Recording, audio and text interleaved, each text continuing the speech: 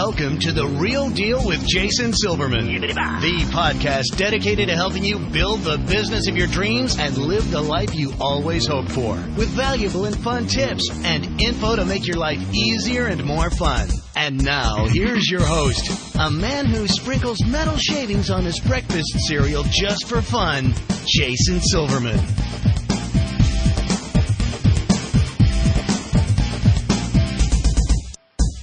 Hello, everybody, and welcome to The Real Deal with Jason Silverman. I'm your host, Jason Silverman, and I'm thrilled to share some time with you once again today.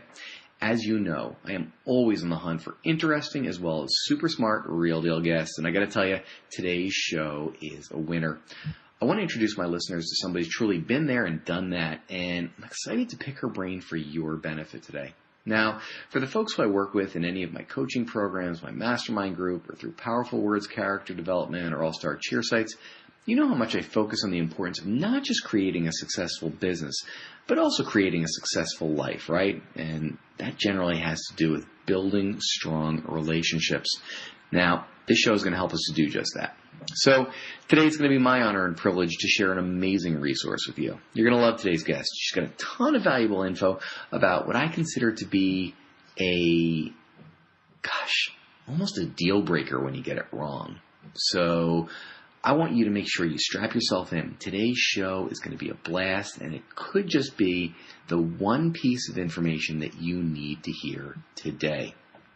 Now, as I'm sure you already know, I'm committed to helping business owners just like you to become more successful, enjoy your career more, and in general, make your life significantly more fun. Let's face it, folks, we only get one ride around this merry-go-round, and we want to make sure that it is one hell of a ride. Alrighty, boys and girls, it is now that time. I want you to stop surfing Facebook, put away your phone, your tablet, your dog, your cat, your spouse, your child, anything that might possibly distract you from today's show. You're about to get some great and immediately implementable information, and I don't want you to miss even a second of it. So, before we officially get going, let me give you a little bit of background about our guest today.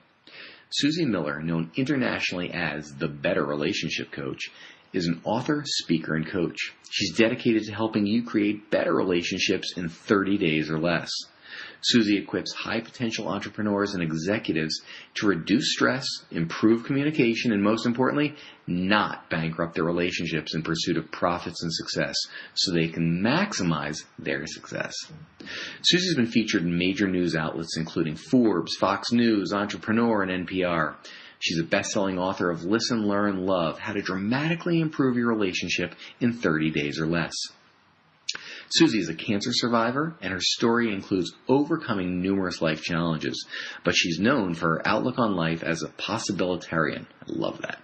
Susie's been married to John, a lifelong entrepreneur for 32 years. They have 3 adult children and live in the D.C. area. Susie, welcome to The Real Deal. I'm thrilled to have you today.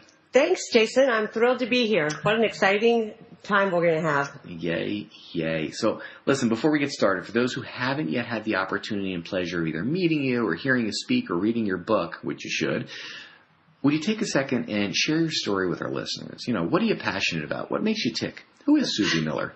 I love that. You know, the older I get, Jason, the longer my story gets. So I'll try to keep it really short. Well, the alternative isn't so great. So, yeah, go for it. That's true. I love my life. I have the privilege of, being a mom, being a wife.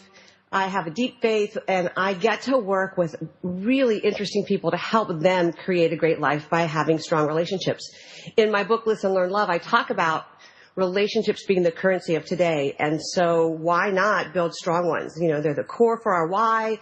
They're the reason we do things, get up out of bed in the morning. They drive us. And yet we don't have a lot of, courses on how to have great relationships. And my story is one of, struggling in relationships. And, we've been married 32 years, John and I, and we've worked hard for this marriage. And we have 3 adult children who at times all said, you're the worst mom ever. I can't stand you. You're ruining my life. And so usually people get into the helping profession because someone's helped them along the way. And I, really grew in the process of going through some counseling and coaching in my early 20s and knew I wanted to impart this to other people. So I began work as a therapist. Over time, I transitioned into coaching. I do a lot of speaking to, groups and businesses about how to create not just a great relationship with other people, but also with yourself, because it all starts there. Wow. Oh, this is going to be awesome. Okay. I love it. I love it. Let's dive in because there is a ton of stuff to talk about today. And, lately I've heard more in the last, call it 5 to 10 years from those in the after-school activity industry saying, I think me and my husband are calling it quits, or me and my wife are calling it quits. There just seems to be so much of it, and I got to believe that there's something broken here. So how do we create, a lasting and meaningful marriage in the midst of, the chaos, stress, and the challenge? The challenge is really juggling life and a business and family. Yeah. And then when you add the after-school sports arena, all 3 of our children played travel soccer. And my husband coached, they played very high level in the Washington, D.C. area. So I get it. I get that life on, Mach 10. And it's hard. I mean, one of the things I tell people, and it doesn't make me that popular, but the reality is relationships are hard work. They are so worth it. But we have to put our effort and energy and intention into them, no different than any of your listeners would in the realm of having their kids go to practice. Or when practice is over, I remember our son would, walk around with a soccer ball at his feet. So he would be touching the ball lots of times. I imagine your cheer moms have their girls and guys practicing moves or precision things. And so we put time and energy and intentionality into things that matter to us. And the hardest part is relationships. We can put time and energy into them. We don't have a guarantee of a result, but we certainly have control over our efforts. And so I think the biggest thing that's broken is we're not being honest about the fact that relationships take a work. And a lot of us grew up, our parents didn't fight in front of us or they divorced. They didn't discuss hard things in front of us because back in the day we didn't talk about stuff. And so I have a lot of different skills I teach my clients and when I speak at big events to use to begin to lay the foundation for a strong relationship. And one of those things is not just the commitment to the relationship in the beginning, but if anybody's been married longer than a day, they've woken up and thought, oh my gosh, what have I done? Who is this person and what happened to their amazingness? Because, suddenly that's gone. They leave socks on the floor. They're late for dinner. They don't appreciate me. The kids take up all of our time and energy. However you want to finish that sentence, we have to pause and go, all right, but I picked this person. I picked you.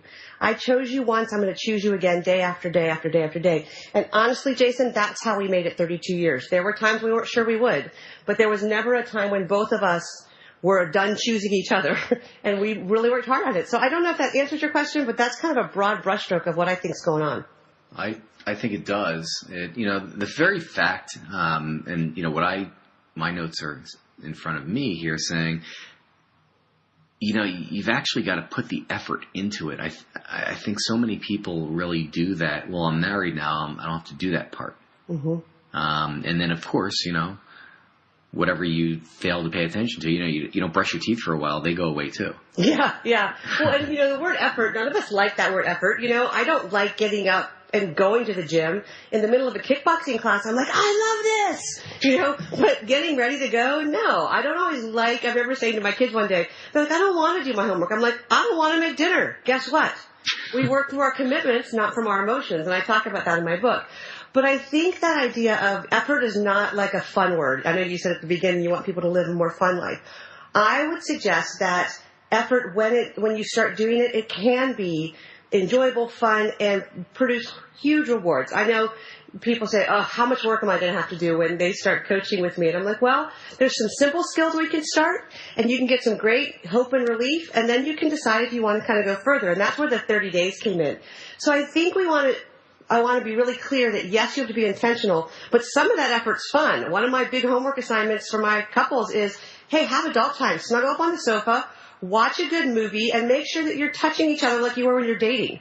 Remember when we were dating, we couldn't wait to hold our spouse's hand, or, back in the day, I slid over on the bench seat, and, if you were in proximity, you were physically connected. And so I tell a lot of my couples, at least 2 or 3 times a week, are you having that physical connection of, snuggling or holding hands or sitting together on the bleachers, really putting your relationship first. So effort can be fun. Absolutely. I love that. What would you say are some of the unique challenges of being the spouse of a busy entrepreneur? Because, I just keep hearing, well, my husband doesn't support me, or my wife doesn't support me, or they don't get why I'm so busy. What are these challenges? Jason, that's a great question. One of the biggest things for people who are married to entrepreneurs is they're always sharing their spouse. I've coined the term entre-spouses. And to me, you're married with business. And I think we have to pause and realize that there is nothing that lights up our eyes, consumes our thoughts, and really, has our mind going 24/7 like a business. The only other thing was our spouse. And so when we fell in love with our spouse and we were consumed with whatever they were doing and we talked about them and everybody knew we were in love because they were like the hit show in our mind.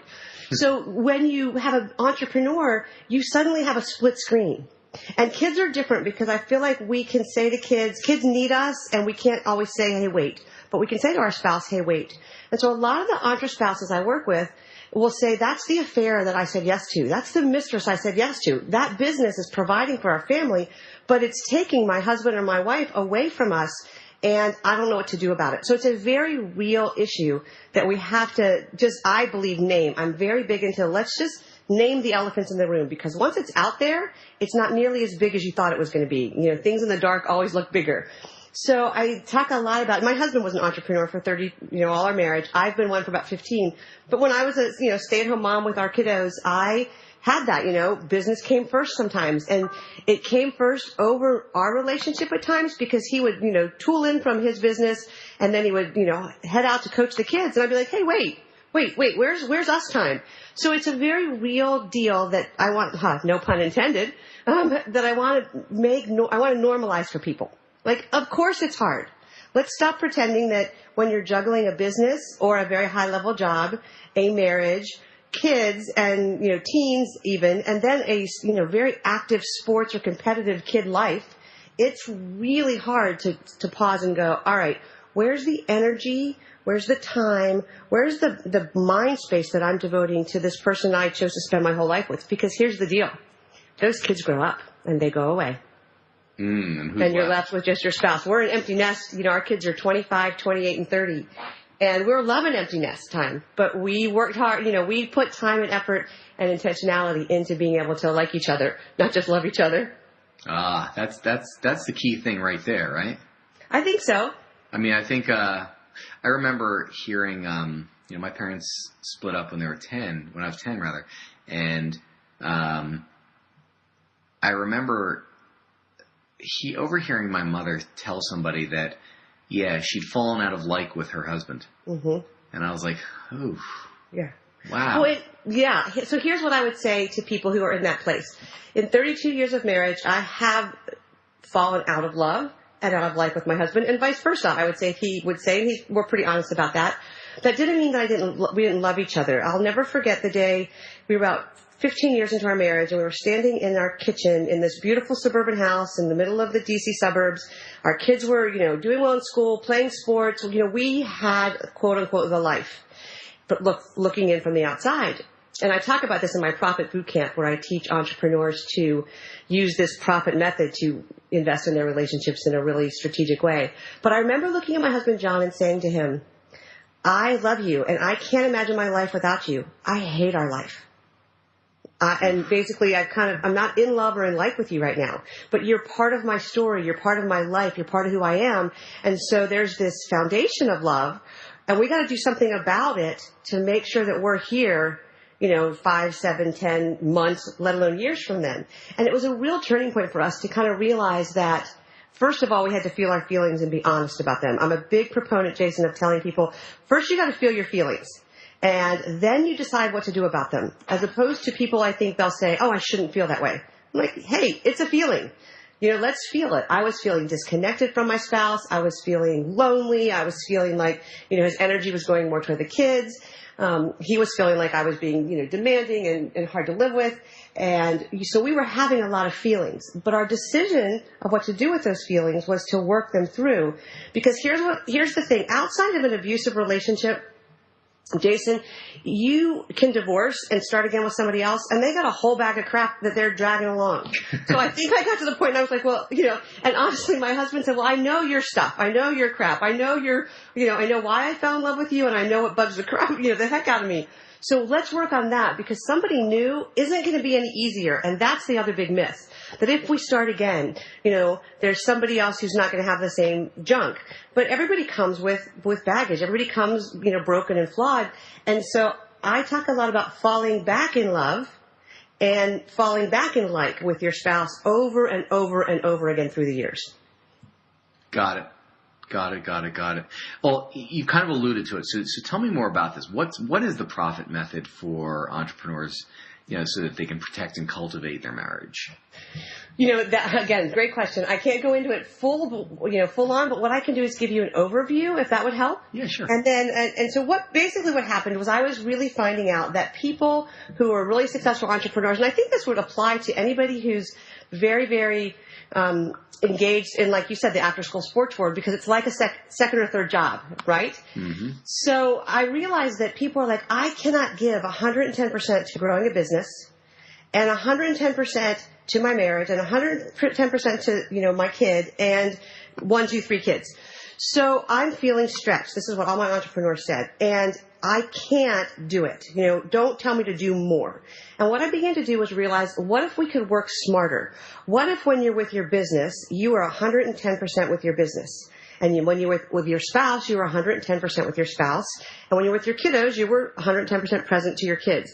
Now, moms have this thing called momflict. It's conflict that has to do with anything with moms. We feel guilty if we show up. We feel guilty if we don't. We feel guilty if we, are available. We feel guilty because our kids looked at us cross-eyed. So we always have this conflict going on. And what I began to see was, what if we took some really simple, intentional ways to engage in relationships? And the acronym I came up with was PROFIT, because the reality is we're thinking about profit in our business anyway. So why not use something that's at top of mind? Mm-hmm. So the things that I think people are struggling with is, how do I turn it off? And, I can't slow down and I can't get it right at home. So I'm going to really invest at work. Or I see a lot of moms who, well, my marriage isn't great, so I'm going to invest in my kids. And so these things begin to be, like you said, the bad teeth or the cancers in a relationship. And so the profit method is just really simple. It's pay attention. Everybody's heard this, you know all about the business. You don't know about me or my mother or my family or what's going on with our kids.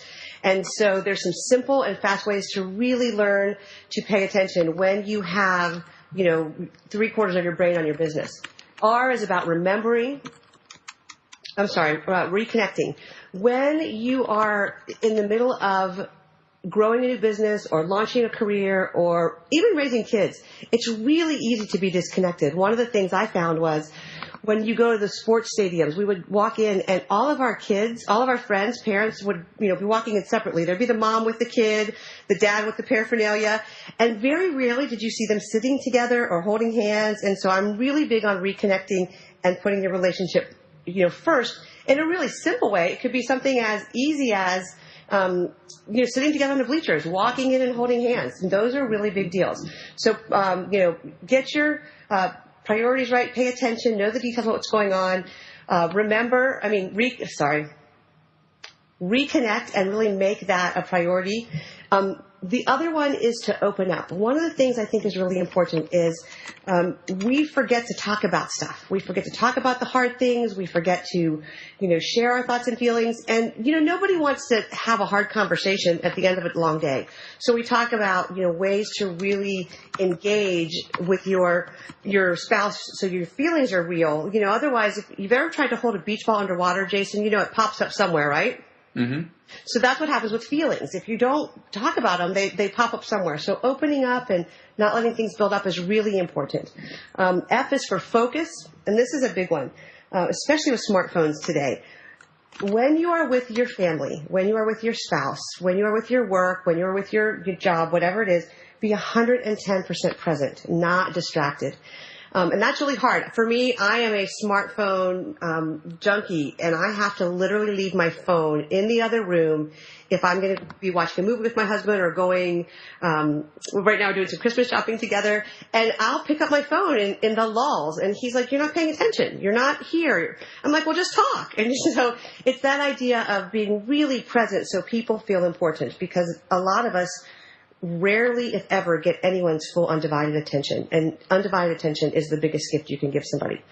I is for intentional interactions, and that really is a great thing to use your smartphone for, to put in, reminders to tweet your wife, to text your wife if you're, thinking about her during the day, or to use that to say, okay, an intentional interaction for me was one of our kids, we had a TV show we watched together when she was in high school. And it was really important to her that we did this. It was kind of our time together. And she and I had like this Tuesday night date. Well, I remember it coming around to where she was going to be inducted in Honor Society, and I was trying to, move some client meetings around so I could be at the Honor Society induction on Monday night and miss our Tuesday night, TV show. And she said, Mom, I don't care if you're at the Honor Society induction, but you got to be there on Tuesday. And so it was this big aha moment of, I wanted to be intentional and go, what matters to you? I'm not available as a mom 24/7, but when I am, which is more important? And your kids will tell you, no, I don't care if you're at that. I would rather have you be at this. So things like that where you're very intentional and you have some real practical interactions with your spouse or your kids. And then the last one is tactical, and that's about being strategic and preemptive. With Star Wars coming out, I'm going to take a hit for this one because I talk about tactical for men being about trying. And I say Yoda was wrong. There's always try in relationships. In fact, I think try from the perspective of a woman is we love when men try. We just want you to be up, in the game, step up to the plate and take a swing. And men are like, why am I going to try? I'm not sure I'm going to get it right. So they back off. And so T is really about being tactical with your efforts because women are delighted by, your efforts. And then for women, the tactical is about time for yourself. We do not do a good job of self-care as women usually, and that spills over into our relationships. I know when I'm stressed and overcommitted, the first person who gets the worst of me is my spouse. And so it really is kind of taking that time to make sure that you're recharged, to have something to give this person you've chosen to spend your life with. Wow. This is fabulous. Thanks. It's really fun. I do a boot camp with couples, and we really dig into each of those, and it's a lot of fun. Tell me, if you would give one action step for our listeners that they can do today to see, some quick improvement in their relationship, what would that be? Okay, so one of my favorite things to talk to people about has to do with my book, Listen, Learn, Love. And I'm going to share two, if that's okay. The first is think about when your spouse is sharing something. One of the skills, Listen, Learn, Love are 3 skills, and I unpack each of them in how to do them. And one of them is under listen, to pause and pay attention. And I don't know about you, Jason, but oftentimes when my husband is talking, I'm waiting for him to finish so I can tell him what I think. I'm not really pausing and paying attention to what he's saying or what he's communicating nonverbally. And I'm really at that point where I'm like, okay, hurry up so I can tell you that this is where you're right, this is where you're wrong, this is where I disagree, this is what I want to add. And that's not listening. And I began to make that shift and realize that if we just go, I'm just going to pause and let my mind be all about what they're communicating. People kind of look at you and go, wait, you listened to me? You really heard all that? And then take a moment and decide how you want to respond. So pausing and paying attention is really huge. And then my golden nugget that gets people better relationships literally, potentially overnight, is when you're having those hard conversations. Let's say your spouse is frustrated that you were busy with your kids, driving to practice, doing carpool, and fast food on the table again for the 4th night in a row. When that happens to me, my knee-jerk response is I want to defend or explain. I got a right and left hook, defensiveness and explanation or justification. And rather than do that, try saying, tell me more about what that's like for you. Help me understand what you're thinking and feeling. When we pause and ask people to share more of their hearts with us, first they have to pick their job off the ground, and then they go, well, it's really not about the fast food. It's about that I feel like I'm not a priority anymore. Or I feel like, all your energy's, taken up at work or with the kids. And when we give people a chance to share, when we just kind of pause and go, tell me more about that. Or can you help me understand what you're thinking or feeling? That invites a deeper relationship. So those are 2 things that if you implement them, your relationships will get better very quickly. That is spectacular. All right.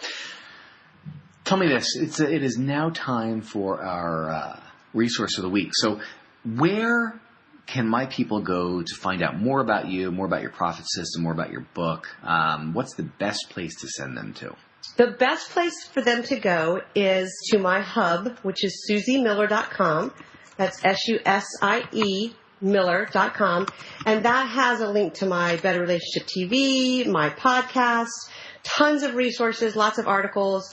And, there's even, I've set up a page, Rick, Jason, for your listeners, susiemiller.com/real deal, where there is a giveaway of a conversation starters for couples, conversation starters for families, and then a special one of conversation starters for entrepreneurs. So there are 3 little e-booklets that can be for your guests. Your listeners. Fabulous. Folks, go grab those right now. www.susiemiller.com/real deal. SUSIEMILLER.com/REALDEAL. Super. That was fabulous.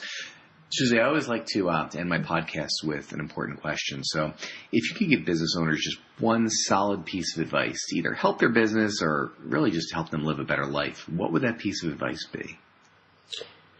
Invest in your relationships, your personal relationships. Forbes did a study, and people who have enjoyable, quality personal relationships enjoy 11 to 25% more in pay, in economic upturn, in business revenue. So if you really want to have a great, successful business, make sure you have some great personal relationships. Ooh, fabulous. Fabulous advice. Susie, thank you so much for joining me today. I know how busy your schedule is, and it means the world to me that you share some of your time and your wisdom with us. Thank you for having me, Jason. It was great to be here. Really appreciate the chance. Absolutely. Folks, that is all the time we've got today. Thanks so much for tuning into The Real Deal with Jason Silverman. For more info about private coaching or to see if you'd benefit from one of my mastermind groups, visit me over at www.jasonmsilverman.com. I look forward to helping you achieve the success that you truly deserve. Until next time, let me leave you with this. Get out there and be the real deal. Set a goal, make a plan, work like hell towards it, and just achieve the success that's waiting for you. Now's the time. Get out there and make it happen, folks. Go get 'em. This has been Jason Silverman, and I hope you have a spectacular week. You've been listening to The Real Deal with Jason Silverman. To access the great resources mentioned in the show and for information on coaching and mastermind group opportunities with Jason, please visit jasonmsilverman.com.